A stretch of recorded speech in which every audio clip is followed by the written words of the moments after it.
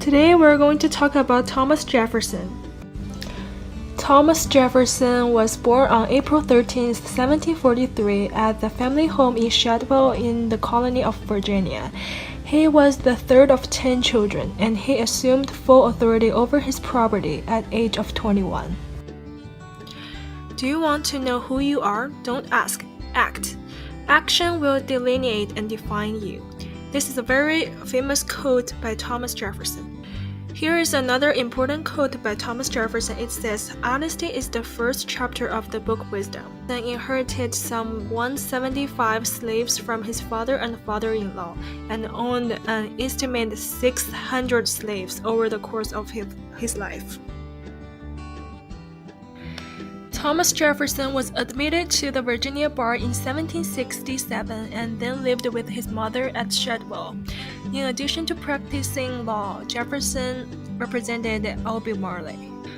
Thomas Jefferson was the primary author of the Declaration of Independence. At the age of 33, he was one of the youngest delegates to the Second Continental Congress beginning in 1775. Thomas Jefferson sought out John Adams, an emerging leader of the Congress. They became close friends, and Adams supported Jefferson's appointment to the Committee of Five. Thomas Jefferson was the third U.S. president, and his presidency is during 1801 until the year of 1809. Thomas Jefferson was sworn into office on March 4, 1801, and he was the first presidential inauguration held in Washington, D.C. In 1804, Thomas Jefferson ran for re-election and defeated Federalist candidate Charles Pinckney of South Carolina with more than 70% of the popular vote.